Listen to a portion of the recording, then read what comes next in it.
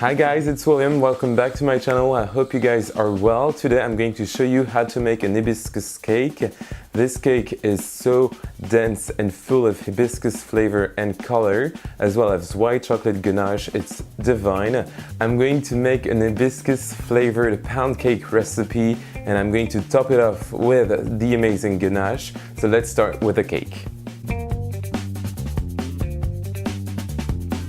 So first of all, we are going to make sort of a tea infusion type of thing. I'm going to put my hibiscus flower, these are dry flowers, and I'm going to add some hot boiling water to it and let it rest for about 30 minutes until I have a very dark color and my liquid is almost at room temperature.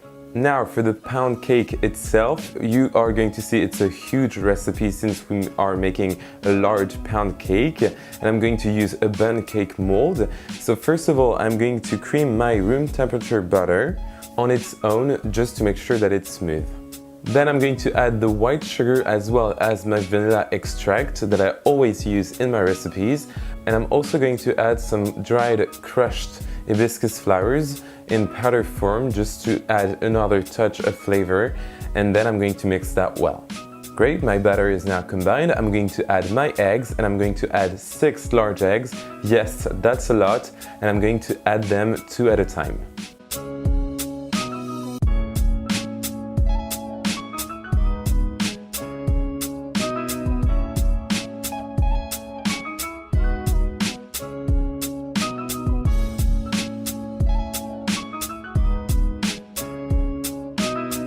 For the dry ingredients, I'm going to use some all-purpose flour, to which I'm going to add some ground almonds. The ground almonds give a wonderful taste and texture, but it's not almond cake since I'm using just a little amount.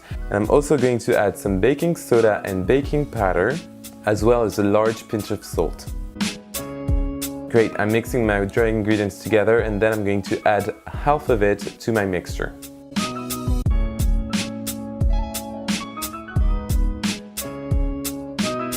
For the liquid ingredients, I'm not going to use milk this time. If you are in the US or the UK, please use buttermilk, it would be great. But I had some amazing farm yogurt on hand, which is French. It's kind of like a cross between sour cream, Greek yogurt and buttermilk. It's amazing and it tastes perfect. I'm going to add it to my mixture as well as my infused hibiscus flower extract, and I'm going to add it a teaspoon at a time just to make sure that my batter is not too runny. It is time to add the rest of the dry ingredients, and I'm also going to add the rest of my infused hibiscus water, and I'm going to add it a teaspoon at a time just to make sure that I reach the perfect consistency. Because my cake looks kind of weird, I'm also going to add some red food coloring just to make sure that I have a proper red cake as an hibiscus flower, but you can definitely leave it plain, but the color will be a bit weird between green and purple, and you don't want that, so add the food coloring. My batter is looking really thick and perfect for a pound cake, so I'm going to put it in my Bundt mold, and I'm going to bake my cake in my preheated oven at 180 degrees Celsius, that's 350 in Fahrenheit. I'm going to bake it for about an hour and 10 minutes, or until a toothpick inserted in the center comes out clean. When I will reach about 40 minutes of cooking, I'm going to just decrease the temperature of my oven just to make sure that the top is not too brown, and I'm going to decrease it at 340 degrees Fahrenheit, that's 170 degrees Celsius. And if the top of the cake looks too brown, you can definitely put some aluminum foil on top of it.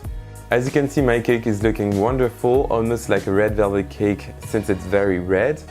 Please make sure you grease your pan because it was kind of hard to actually unmold my cake since it was too big and it got stuck at the bottom of the pan.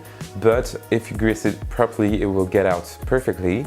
And once the cake is completely cooled, you can pour onto it your white chocolate ganache that is looking divine and very thick.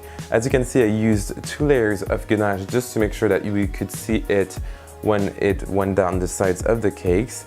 And for the ganache, I only used heavy cream and white chocolate and melted it in the microwave, and that's it. It was very easy to do. I am now going to decorate my cake with my hibiscus flowers. just to make it very pretty. You can definitely add some white chocolate chips or anything you want. For example, sprinkles would be very nice here as well, especially since hibiscus flowers are kind of hard to eat. When they get stuck in your teeth, it's not very enjoyable. So I would just stick to the sprinkles on top of the cake. But as you can see, this cake was very easy to do and very impressive for your guests and friends.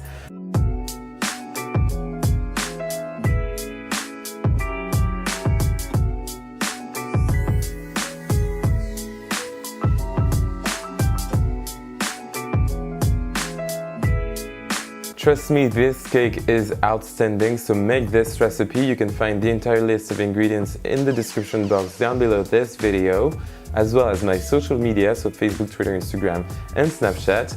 Please don't forget to subscribe to my channel and like this video, and I will see you very soon for another amazing recipe. Bye!